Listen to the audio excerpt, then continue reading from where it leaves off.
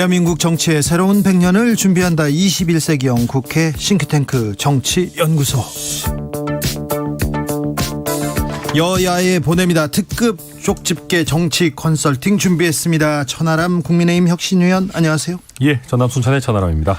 현근택 변호사 어서 오세요. 네, 안녕하세요. 현근택입니다. 민주당에서 직함은 혹시 없습니다. 지금은 없습니다. 네. 자유로운 영혼입니다. 선거 때 완전 핵심이셨는데. 아니 그러니까 선거 때 고생은 다 하셨는데 네, 뭐 선거 전에도 많이 했어요. 엄청 많이 하셨죠. 네. 지금은 없습니까? 없습니다. 네. 더 자유로워요. 자유로우니까 더 할 만하죠. 아마 뭐 전당대회 끝나고 또 새로운 당 지도부가 구성되고 하면은 중책을 맡지 않으실까 예상합니다. 그럴까요? 자. 예. 고맙습니다. 변호사님들 김건희 여사 봉하마을 이렇게 간 거에 대해서 어떻게 보십니까? 먼저 천하람. 네, 뭐 봉하마을이야 가실 수 있죠. 네. 봉하마을 좋죠. 가셔가지고 이제 또 국민통합행보 아니겠습니까? 권양숙 여사 만나셔가지고 또 이제 환담하시고 하는 건 좋은데, 근데 이제 일단 먼저 좀 짚고 넘어가야 되는 거는 팬클럽과의 관계 설정인 네. 것 같아요. 관계 설정이라는 표현 썼지만 관계를 끊어야죠. 끊어야 됩니까? 설정할 필요가 뭐가 있습니까? 대통령 배우자가 팬클럽이 왜 필요해요? 그러니까 팬클럽이 자발적으로 생기는 것까지야 뭐 어쩔 수 없다 해도. 근데 팬클럽 네. 회장하고 이렇게 좀 잘 지내면서 또 예. 정보도 주고 사진도 주면서 조금 약간 이걸 좀 즐기시기도 안 돼요 그런 거. 안 됩니까? 안 됩니다. 그런 거 하면 안 되고요. 왜 안 됩니까? 그게 요즘 우리 여야를 막론하고 팬덤 정치가 그 난리인데 네. 대통령 배우자까지 팬덤 정치해서야 되겠습니까? 그리고 저는 그리고 강신업 변호사라는 그 팬클럽 회장이라는 분도 너무 별로인 것 같아요. 뭐 무슨 변호사님이 왜 팬클럽 회장 이런 걸 하고 있어요. 그리고 요새 보니까 욕설을 욕을 막 SNS에 쓰시고 게다가 뭘 해가지고 뭐 돈을 모금을 해서 뭐 한 달에 얼마를 내면 뭐 회원이 되고 어쩌고저쩌고 하는 것 같은데 네. 제가 구체적으로는 안 봤습니다만은 네. 그 전체적인 느낌이 너무 별로입니다. 그래서 이런 분이랑은 빨리 단절해야 될 것 같아요. 국민의힘에서도 우려하는 사람이 많군요. 뭐 저는 우려하고 있습니다. 네. 뭐 다른 사람 모르겠습니다만. 현근택 변호사님 뭐 우리 천 변호사님 다 얘기해가지고요. 네. 100% 동의. 동의. 예. 왜냐하면 사실은 이게 위험성이 있거든요. 네. 계속 얘기하는 게 아니 사진이 사적으로 나오는 게 말이 안 되잖아요. 청와대 그렇죠. 공보 라인이 있기 때문에 공보 라인 통해서 나와야 돼요. 이게 공적인지 사적인지 모르겠다. 근데 이미 공적 인물 아닙니까? 아니 대통령은 제가 보기에 이미 공적 인물이에요. 네. 수일날 뭘 해도 왜냐하면 공적인 일이 아니면 사람들 통제하고 방어하면 안 돼요. 사적으로는 개인적으로 가면 되거든요. 네. 근데 시장에 가더라도 다 경호하잖아요. 예. 그럼 그게 공적인 일이에요. 그렇죠. 네, 그렇기 때문에 당연하죠. 제가 보기에 그냥 집에서 이루어진 일 말고 대통령은 부부는 집 밖에 나오면 다 공적 일이에요. 그렇게 보시면 돼요. 그러니까 뭐 개인적으로 시장에 가더라도 그냥 개인이 가지 않잖아요. 다 경호하고 사람들 다 통제하고 하거든요. 그럼 그 공적 일이죠. 어떻게 개인 일이겠습니까? 저는 그래서 집 밖에 나오면 다 공적 일이다. 이렇게 기준을 보시면 될 것 같아요. 정확한 표현입니다. 네. 그리고 그것은 대통령 본인뿐만 아니라 대통령 배우자도 마찬가지입니다. 대통령 배우자도 공적 빨리 인물입니다. 그러면 네. 그 배우자에 대한 그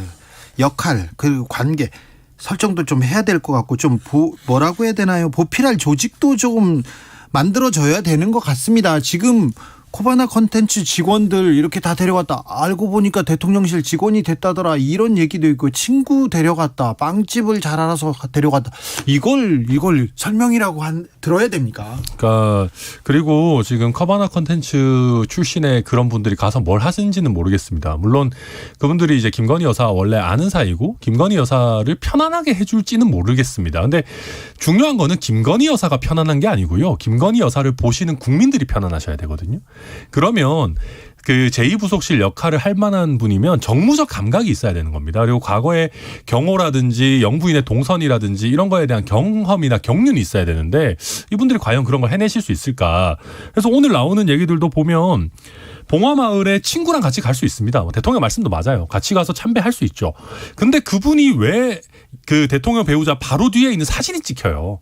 그러니까 대통령 배우자 따로 찍고 예를 들면 그분은 그냥 다른 사적인 관람객 표현이 이상하죠. 참배객들과 마찬가지로 따로 하시면 되는 거잖아요. 그분은 사적으로 친구 자격으로 갔다라고 하면. 근데 이런 것들을 옆에서 그때그때 좀 바로 잡아줄 사람이 있어야 되는데 이게 그냥 대통령 배우자와 과거에 친했던 인물이다라고 해서 이걸 잘할 수 있을지 저는 좀 걱정스럽습니다. 저는 좀 이거 아마 사과할 필요가 있다고 봐요. 왜 그러냐면 어쨌든 부속실을 폐지하겠다고 한 거잖아요. 네. 그러면 이제 대통령 부인을 보좌하는 조직이라든지 사람을 안 두겠다고 한 거거든요. 네. 근데 사실상 지금 코바나 직원들을 공약이었어요. 그렇죠. 직원들을 어찌 보면 채용했다는 거 아닙니까? 네. 이게 어찌 보면 개인적으로 데려간 거 아니냐 문제가 되다 보니까 어쩔 수 없이 말한 거거든요. 근데 사실상 보좌하는 조직을 뒀으면 차라리 처음부터 우리는 뭐 부속실을 없애겠다고 했지만 죄송하다. 어차피 공적 행사를 해야 되기 때문에 필요해서 채용했다. 아니면 그런 사람들을 뒀다라고 얘기하면 되는데 어쩔 수 없이 이거 사진에 찍히고 그 사람들이 누구냐 이렇게 추적하다 보니까 이제 어쩔 수 없이 얘기한 거거든요. 그래서 저는 그냥 깔끔하게 사과하고 공적 조직이 필요해서 이런 사람들 채용했다.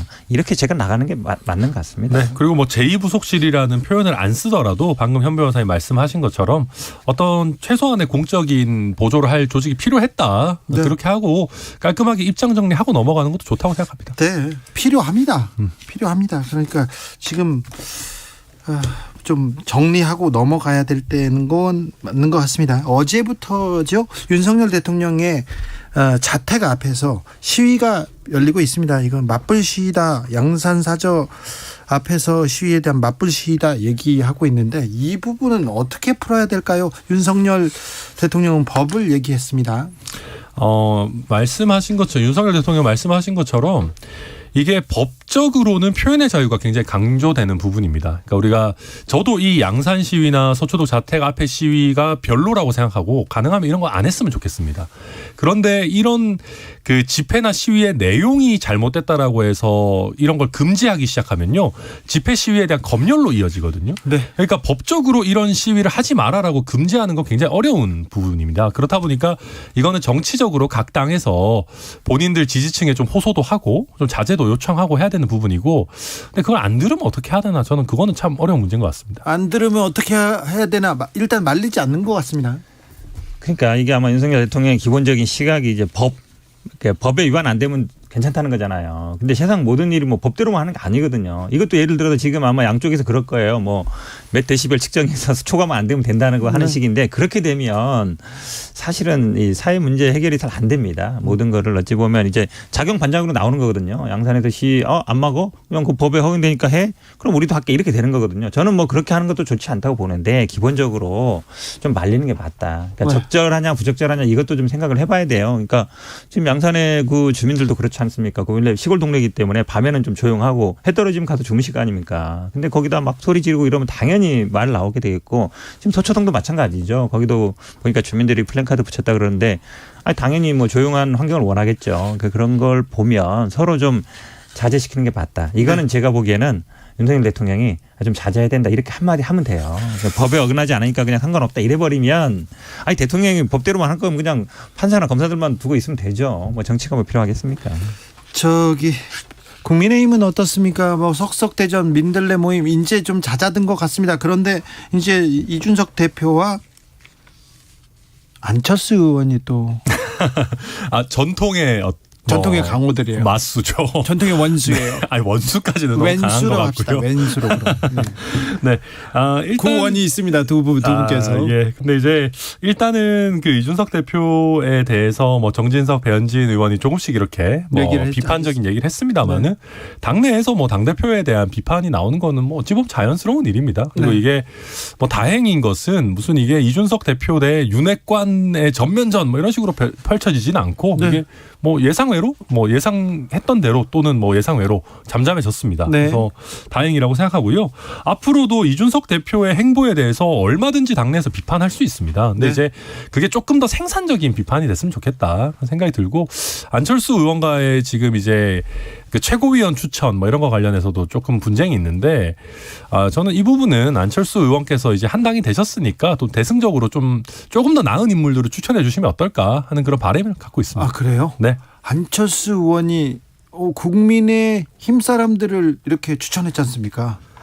네, 그렇죠. 근데 이게 그러니까 그때 추천은 이미 한 달 전 정도에 된 거거든요. 그래요? 네. 근데 이게 합당을 하는 과정에서 국민의당 몫으로 준 추천권을 국민의힘 사람, 그것도 현역 의원인 분을 위해서 쓴다. 이거 좀 어색하지 않아요? 그리고 국민의당에서 훌륭한 분들이 많이 계실 테니까 그분들 적극적으로 추천해 주시면 저희 인재풀도 늘어나고 뭐 안 좋겠습니까? 현 변호사님?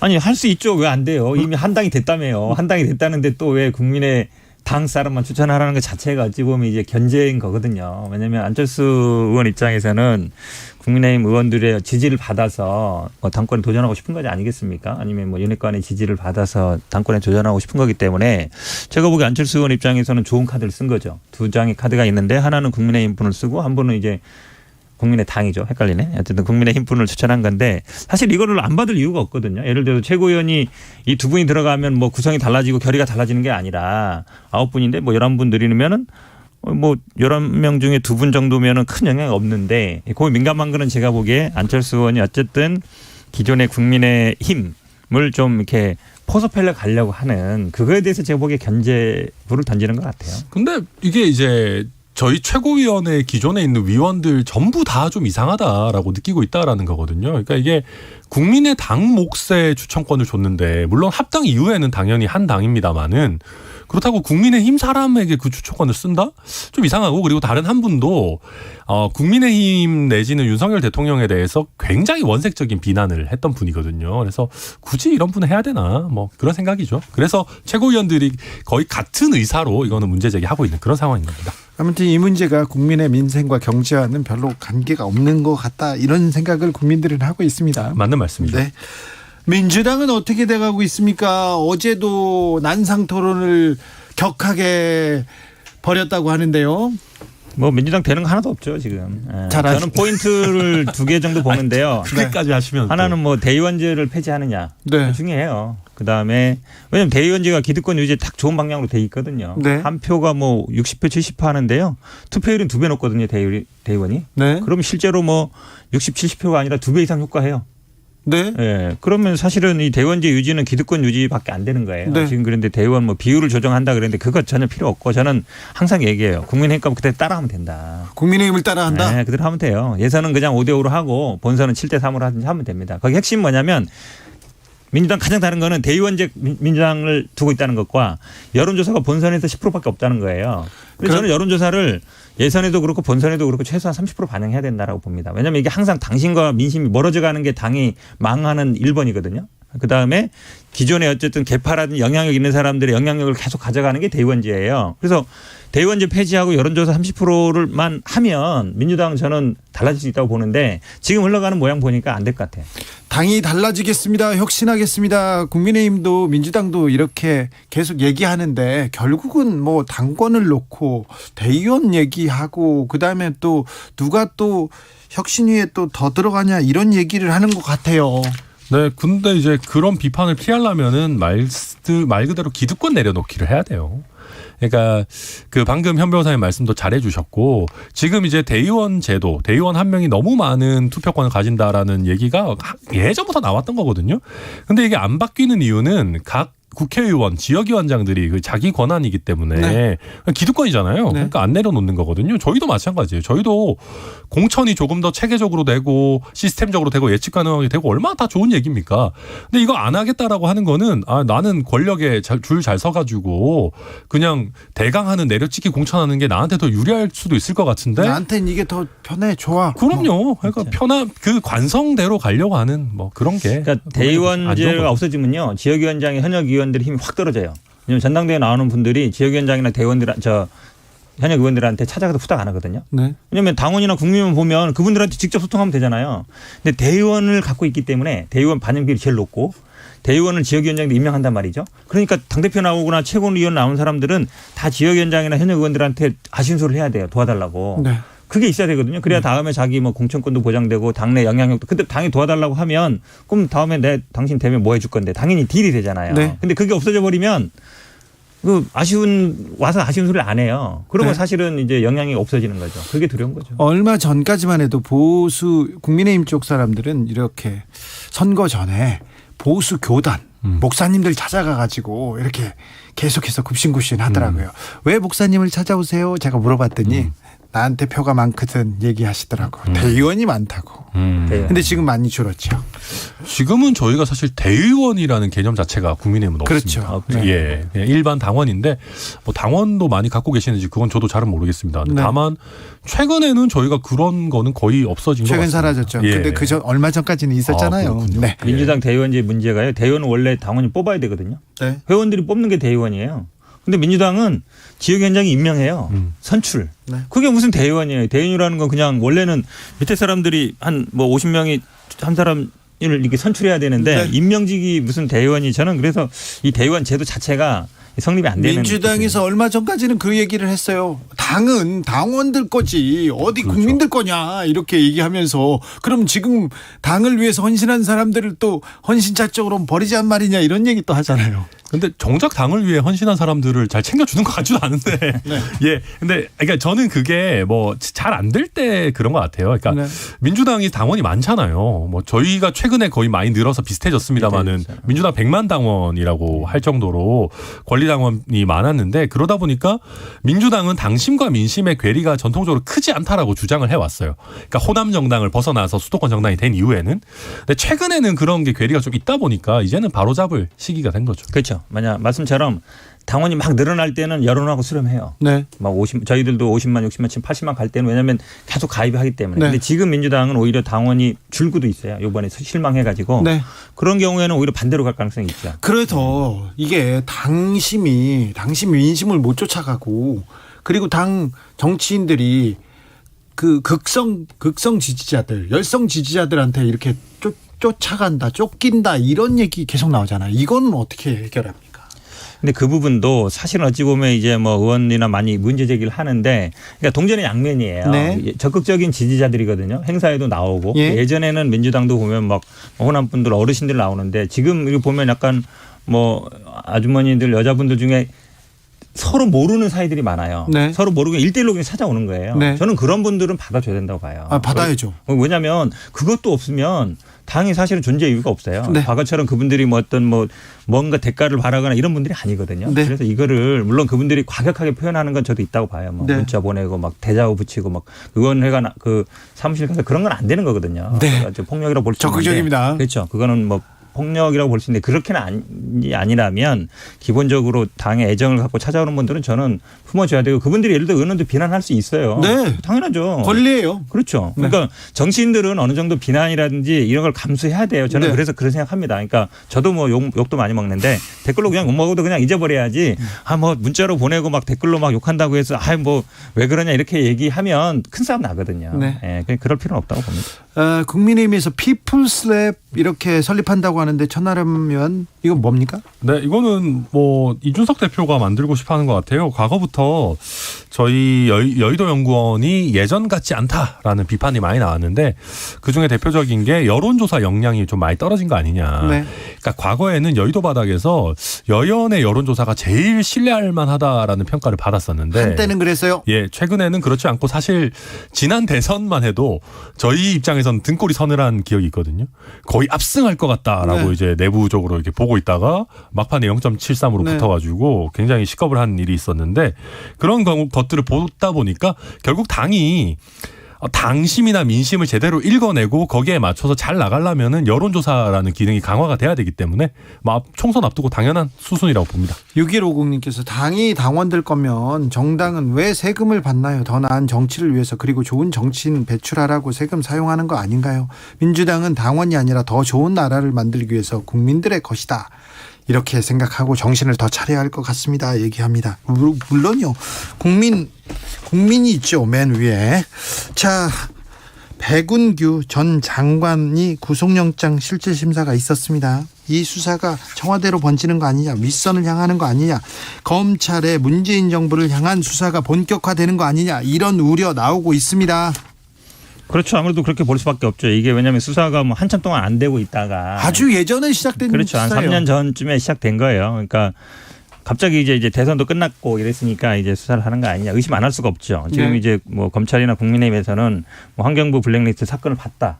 결과를 봤다 그러는데 지금까지 수사를 그렇게 한 적이 없어요. 대부분 그냥 같이 하거든요. 네. 어디 뭐 같은 사건인데 여기 대법원 판결 날 때까지 기다렸다가 이거 수사하는 걸 본 적이 없어요. 아니, 그러니까요. 네. 네. 그렇게 안 하거든요. 동시에 하거든요. 네. 근데 당연히 그러면 그런 말이 나올 수밖에 없잖아요. 그러니까 수사라는 게 항상 보면은 뭐 아니 그럼 뭐 죄지었으면 처벌해야 되는 게 그게 아니고 항상 수사는 목적이라든지 아니면 그 형평성 이걸 보는 거거든요. 그럼 지금 입장에서는 3년이나 지난 수사를 지금 한다. 당연히 그런 뭐 우려가 안 나올 수 없는 상황이죠. 이거는 검찰이 욕먹어야 되는 일이죠. 물론 이 관점은 좀 다른 것 같아요. 근데 저희 입장에서 봤을 때는 3년간 묵힌 게 권력 눈치 본 거 아닙니까? 이걸 왜 묵혀요? 방금 현 변호사님도 말씀하셨지만 언제부터 다른 케이스 결론 나는 거 기다려주면서 수사했다고. 결국은 산업부가 어떤 그 산하기관의 덩치가 크고 이 산하기관장을 쫓아내는 것이 장관 혼자 할 수 있는 게 아니고 청와대도 연루되어 있을 거다라고 하니까 눈치 보기 식으로 이거 사건 뭉갰던 거 아니에요. 그러다가 정권 바뀌어서 이제 눈치 안 봐도 되니까 수사하는 것 같거든요. 제가 봤을 때는. 그럼 이거는 저희 입장에서는 왜 문재인 정부 하에 검찰이 이렇게 눈치 봤냐라고 욕할 수 있는 거고 그렇게밖에 비춰지지가 않죠. 그러니까 이제라도 뭐 수사하는 거는 뭐 저희 입장에서는 정상화긴 하지만 그렇다고 해서 3년에 뭉갠 것이 뭐 좋았던 일이 되는 건 당연히 아닙니다. 이게 사실은 지난번에도 물론 이제 나중에 법정 구속은 됐습니다만 영장 청구 단계에서는 기각됐었거든요. 네. 지난번에 환경부 장관도 기각됐었는데 다시 청구하는 거예요. 그러니까 어찌 보면 물론 뭐 혐의는 좀 다를 수 있지만 비슷한 내용이거든요. 그러니까 저는 검찰이 어떻게든 이제 구속시켜야 그 다음에 단계로 넘어가겠다 이 네. 의지가 강한 것 같아요. 네. 뭐 그렇게 볼 수밖에 없고 지금 말씀처럼 뭐 그때 눈치 보다가 안 했느냐 그러면 사실은 그러니까 문재인 정부 검찰에서 눈치를 받아 안 했다 지금 와서 한다 그러니까 정당하다 이거는 제가 보기에 검찰이 기본적으로 그러면 한 정부의 뭐 검찰이냐 그렇지 않거든요. 예. 그러니까 검찰은 기본적으로 연속성이 있어야 되는 거거든요. 그렇기 때문에 검찰 자체를 놓고 얘기해야 되는 것이지. 국가기관이잖아요. 그렇죠. 그럼요. 한 정부에 있다고 해서 그럼 만약에 그 전에 눈치보다 이제 수사하니까 된다. 이거는 저는 성립 안 된다고 봐요. 그런데 검찰총장 출신 대통령인데다가 또 한동훈 검사가 법무부 장관 딱 들어왔어요. 내일 모레면 취임 한 달 맞습니다. 그래서 어떤 수사를 하든 뭘 하든 이거 정치적인 거 아니냐 이런 얘기가 나올 수밖에 없기도 합니다. 네. 근데 그거는 검찰이 신경 쓸 일은 아니죠. 그건 정치권에서 논박을 할 부분이지. 네. 검찰이 그렇다고 우리가 이런 수사하면 뭐 정치적으로 윤석열 대통령께 부담이 되겠지. 이건 묻어야지. 이게 정치 검찰 아닙니까? 그러니까 검사는 자기들이 할 일을 하고 그게 정치적으로 어떤 의미가 있는지는 저나 현 변호사님이 나와가지고 싸우면 되는 겁니다. 싸우면 되는데 지금까지 네. 검찰이 안 그랬잖아요. 그러니까 안 그런 역사가 그거를 이제 있었잖아요. 타파해야죠. 그리고 저는 오히려 한동훈 법무부 장관 윤석열 대통령의 선례를 보면은 저는 검사들 중에서도 여권 인사들에 대한 수사를 해서 내 이름 날려야겠다라는 생각한 사람 저는 분명히 있을 거라고 보고 그런 걸 오히려 권장해야 된다고 생각합니다. 제가 보기에 그런 검사들은 이미 다 이제 좌천 당했을 것 같고, 그러니까 결국은 눈치 보는 사람들만 좌천 한동훈 갔죠. 장관이 이미 이제 정치인 영역 들어왔거든요. 네, 정치인 여론조사 뭐 보니까 뭐 3위 올라간 것도 있잖아요. 그러니까 이미 정치인 된 거거든요. 네. 이게 저는 기시감이 들어요. 윤석열 총장도 비슷했거든요. 지금 검찰에서는 사실은 검찰총장 누가 되는지 별로 관심이 없어요. 이미 장관이 이미 다 장악했기 때문에. 그러면 사실은 우리가 윤석열 총장 있을 때도 항상 그랬잖아요. 수사하면 결국은 정치적인 거 아니냐. 정치적인 수순을 위한 게 아니냐. 이 얘기가 나왔거든요. 한동훈 장관 그 얘기 안 나올 수가 없어요. 물론 뭐 수사 지휘권은 없지만 인사권이라는 게 있잖아요. 네. 인사로 결국은 다 하는 거거든요. 네. 그러니까 결국은 시그널을 주고 결국은 이 한동훈 장관이 이미 이제 뭐 대권 후보 주자로서 언급되는 상황에서 한동훈 장관이 뭘 하더라도 어떤 수사를 하더라도 정치적으로 해석될 수밖에 없는 상황으로 지금 가고 있죠 이미. 근데 저는 한동훈 장관이 정치를 하려는 의지가 있는지 없는지는 일단 모르겠습니다만은 만약에 한동훈 장관이 정치를 할 생각이 있다면 대통령실 내지는 정부 여당에 대한 수사를 하려는 것을 결코 막을 수 없다고 생각합니다. 그걸 막는 순간 사람 일이라는 게 비밀이 없거든요. 한동훈 장관의 정치적 인생 끝입니다. 내로남불의 끝판왕이거든요. 그래서 저는 오히려 윤석열 대통령과 한동훈 장관이 그런 부담이 있기 때문에 살아있는 권력에 대한 수사를 결코 막을 수 없을 거다. 그렇게 봅니다. 그럴까요? 네. 아니 이미 살아있는 권력인데 살아있는 권력 같은 수사를 막아요. 그러니까 살아있는 권력에 대한 지금 현직 검사들에 대한 네. 검사들의 수사를 못 막죠. 어떻게 막아요? 네. 경찰국 신설에 대해서는 어떻게 보시는지요? 저는 굉장히 어째 검찰 장악은 끝났고 끝났으니까 이제 경찰까지 장악하려는 거 아니냐 그렇게 볼 수밖에 없죠. 우리가 경찰위원회를 만들었거든요. 91년에 이 경찰을 독립시키면서 옛날에 치안본부 있었잖아요. 그러면서 경찰위원회를 만들어서 어느 정도 이제 독립성, 정치적인 중립성이라든지 독립성을 보장해 준 건데 이제 경찰국을 만들면 이제 검찰국 같이 똑같은 역할을 하겠다는 거 아닙니까? 인사라든지 아니면 예산을 다루겠다는 건데 그러면 이제 지금 검찰이 사실은 뭐 법무부가 지금 뭐 오히려 검찰이 다 장악돼 있는 상황이거든요. 그러니까 제가 보기에는 이 경찰국을 만드는 건 아마 지금 경찰 내에서도 반발이 심하지 않습니까? 왜 이걸 다시 또 행안부가 지휘 통제하려고 하느냐, 이제 그런 부분이 있어서 저는 당연히 잘못됐다고 보고 있습니다. 네, 이거는 뭐 저도 솔직히 조금 더 내용을 봐야 될 것 같긴 합니다. 그러니까 이게 경찰이라는 그 큰 조직을 정책적으로 서포트하는 부서가 없을 수는 없습니다. 그러니까 예. 경찰의 정책에 관해서 다루는 부서는 있을 수밖에 없죠. 그래서 실제로 지금도 행안부 산하에 그 뭐 치안정책본부 뭐 담당관인가? 치안정책 담당관 뭐 이런 게 있어요. 근데 그게 이제 경찰이라는 조직이 가지는 중요성에 비해서 너무 격하되어 있기 때문에 이거를 제대로 격상시키겠다. 어떤 뭐 법무부의 검찰국이 있듯이 뭐 행안부의 경찰국 두는 게 오히려 더 자연스러운 거 아니냐라는 얘기가 나오는데, 다만 이게 정무적으로는 이게 왜 필요한지에 대한 좀 더 구체적인 설득이 필요합니다. 안 그러면은 현 변호사의 말씀대로 이거 그냥 뭐 경찰 조금 더 장악하려는 거야? 이런 식으로 프레임이 씌워질 수 있기 때문에 조금 더 구체적인 설명이 나올 때까지 저는 기다려 보겠습니다. 예전에는 청와대에서 다 했는데 이제 청와대 대통령실에서는 검찰 경찰 관여하지 않는다 그러면서 이제 법무부 장관, 행안부 장관이 이렇게 공적 시스템에서 뭐 관리할 것이다 이렇게 얘기는 하는데, 설명은 하는데, 네, 그게 더 뭐 낫긴 낫죠, 과거보다. 사실은 뭐 그런 조직은 다 있습니다. 그러니까 아까 얘기한 경찰위원회라든지 아까 뭐 자문위원회 다 있기 때문에, 경찰은 그래도 지금 보면은 각 지역에서 직장협의회 같은 데 다 반대 성명이 나오고 있거든요. 이건 사실 어찌 보면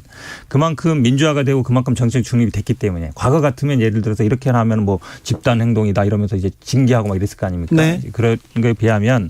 근데 저는 이게 아마 쉽지 않을 거라고 봅니다. 왜냐하면 검찰은 왜냐하면 그 들어가는 게 다 사법연수원이든 아니면 지금 뭐 로스쿨이든 이렇게 쫙 있기 때문에 한 색깔이에요. 그리고 선후배가 확실하거든요. 경찰은 들어오는 영역이 굉장히 많습니다. 경찰대도 있지만 뭐 학사 출신도 있고 아니면 밑에서 진급하는 사람도 있기 때문에 고시 출신도 있고, 통제가 잘 안 돼요. 그렇게 검찰처럼 쉽게 되지 않는다. 저는 그래서 아마 이거 물어붙이기는 쉽지 않을 거다. 경찰에 아마 다 돌아설 가능성이 있습니다. 네. 우리 방송을 듣진 않았겠죠? 윤석열 대통령의 부인 김건희 여사의 팬클럽 회장이 개가 짖어도 팬덤은 계속된다 이렇게 하면서 팬클럽은 계속된다고 계속 얘기하고 있습니다. 이거 무슨 말도 안 되는 소리예요 지금. 큰 사고로 다 돌아올까 아닌가, 이거 뭐 또 국민의힘에서도 걱정하고 있습니다. 차기 대권 선호도에서 지금 한동훈 법무부 장관이 막 올라가고 있는데, 이 한동훈 열풍은 어떻게 될까요? 언론에서 너무 많이 써줘요, 기사를. 패션도 써주고 뭐도 쓰고. 저도 이제 기자분들 만나서 얘기 들어보면 한동훈 장관, 그다음에 김건희 여사 관련 기사가 클릭 수가 굉장히 잘 나온답니다. 네. 그래서 이제 기자들이 쓰는 게 실제로 많이 뭐 소비되기 때문에 쓰는 거다라고, 저도 왜 이렇게 많이 쓰냐 물어봤었는데, 뭐 어쨌거나 한동훈 장관에 대한 국민적인 관심, 특히나 보수 지지층에 대한 관심이 높은 건 사실인 것 같습니다. 근데 아직까지는 저는 정치인으로서의 면모를 본격적으로 드러나지는 않았다고 생각하거든요. 이게 뭐 잘 모르겠습니다. 결국 실력이 드러나겠죠. 네. 뭐 제가 아마 뭐 방송에 나가서 뭐 얘기한 게 뭐 한동훈 장관 공천 위한 거 아니냐 민들레 그렇게 얘기한 취지는 아니고요. 아마 이제 결국 당권 싸움인데, 네. 결국은 아마 뭐 예전도 보시면 알겠지만 정권 초에 뭐 대통령실이라든지 내각에 들어갔던 분들이 다음 총선에 거의 나오거든요. 네. 그럴 때 아마 그러려면 잡고 있어야 돼요, 당권을. 네. 이제 그런 취지로 말씀드린 겁니다. 알겠습니다. 차기 대권 주자 선호도 조사에서 한동훈 장관 3위 차지했던 여론조사 개요 말씀드리겠습니다. RN서치가 뉴스피մ 의뢰로 지난 11일, 13일 조사했습니다. 중앙선거 여론조사 심의위원회 홈페이지에서 참조하시면 됩니다. 저희는 KBS이기 때문에 이거 잘 해야 됩니다. 현근택 천하람 감사합니다. 감사합니다. 두 분 감사합니다.